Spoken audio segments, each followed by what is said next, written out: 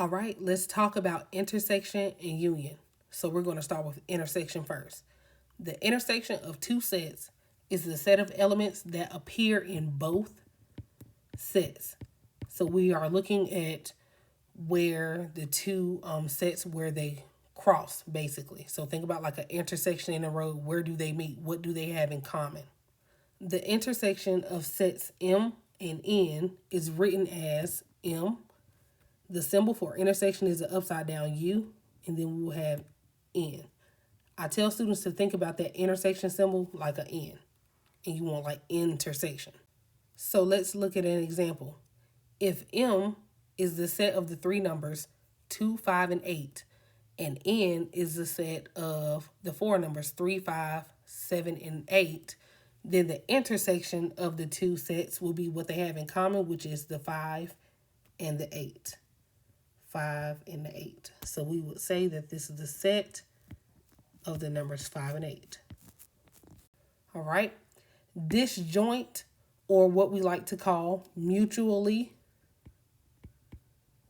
exclusive,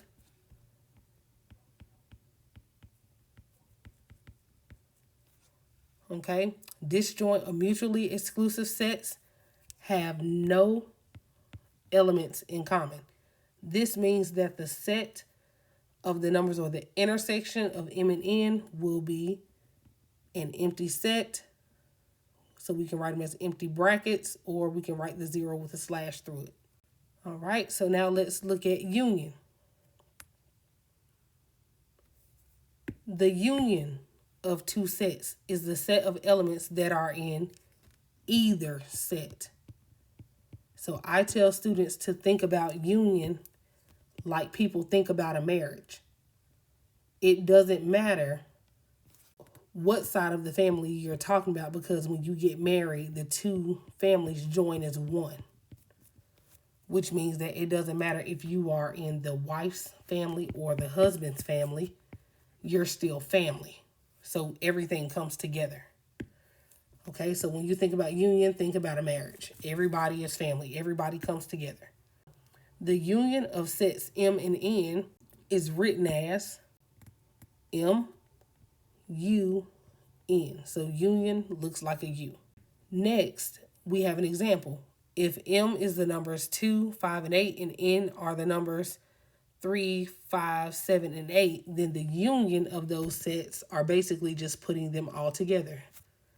There are two happy families coming into one. You only have to write the numbers once. You do not have to repeat them. So we have 2, 3, 5, 7, and 8. That is the union. So let's look at an example. Let A be the even numbers between 5 and 15, and B be the factors of 24, and we want to find the following below.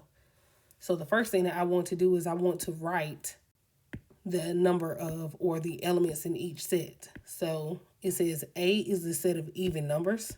So I know that I can say that A is going to be the even numbers between 5 and 15. So that's going to be 6, 8, 10, 12, and 14. It says B is going to be my factors of 24. Remember, the word factor means what can be multiplied to give you 24. So we know that 1 can, 2, 3, 4, 5 cannot. Then we have 6. Then we have 8. Then we have 12. And then we have 24. Part A says list the elements of A intersect B. So we want to find the intersection. So we want to find the intersection. It means we want to find the numbers they have in common. So we're going to start with 6 here. They have 6 in common. They have 8 in common. And they have 12 in common. So my intersection is going to be equal to 6, 8, and 12. I could take it a little further, and I could say that the number of elements in the intersection is equal to 3 if I want to go a step further. The next part says list the elements of A union B. So remember, everybody is one big happy family. So you just bring everybody together. You don't have to repeat the same things over though. So A union B is, let me fix that B that was bothering me. It's going to be 1, 2, 3, 4, 6, 8, 10, 12, 14, and 24. So all of those merge together. So the next, we're going to talk about a complement of a set.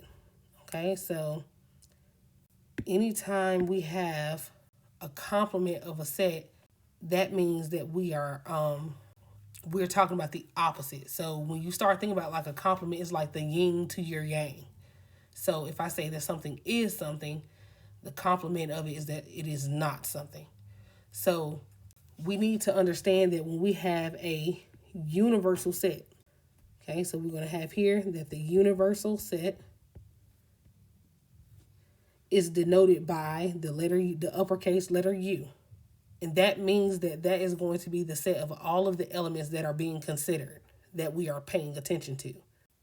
The complement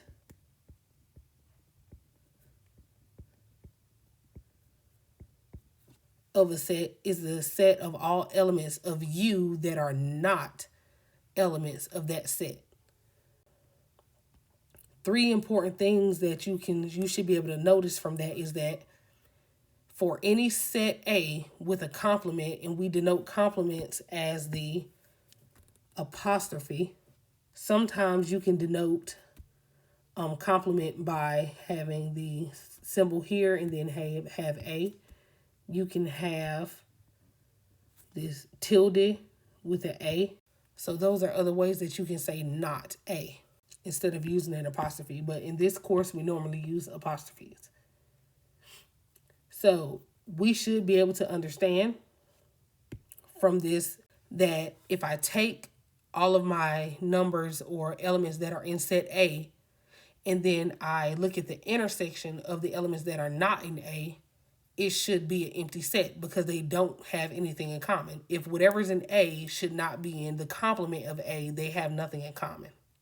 If we take the union of every number in A and every number that is not in A and we merge them together, then that should make up our universal set.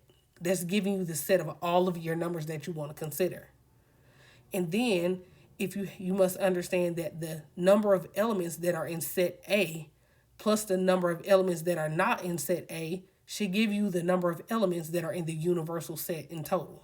So let's look at some examples. Let U be the set of whole numbers between 20 and 30 inclusive, and A be the set of multiples of 4.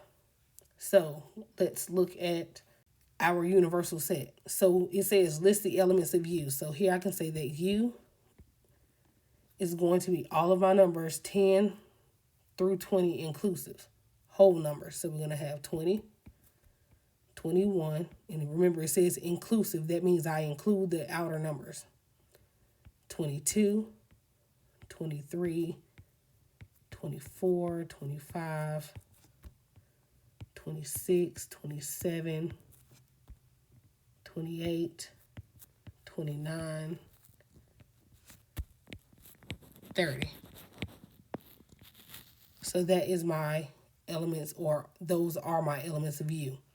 Now we have to list all of the elements of A. But before we do that, you need to understand that you have to pay attention to your universal set. Your universal set is the set of all of the numbers that are being considered at that time. Nothing outside of those numbers. All of your other sets are subsets of U, meaning that they belong in U or you can find them in U. So be careful with that, okay? So we need to list the elements of A. A is the set of all the numbers that are multiples of 4. So remember, multiples means that you are able to multiply 4 by a number and get a product. So if we look here, we already know 4 times 1 is 4. However, 4 is outside of the universal set. So the first number that's a multiple of 4 in the universal set is 20, because we know that's 4 times 5. The next number that is a multiple of 4 is going to be 24. The next number is going to be 28, and that is all the multiples of 4s that lie within the universal set. So when we say list the number or list the elements that are not in A, all we're going to do here is just write all of the numbers that are in U that are not in A. So that's going to be 21, 22, 23, 25, 26, and 27, 29, and then 30.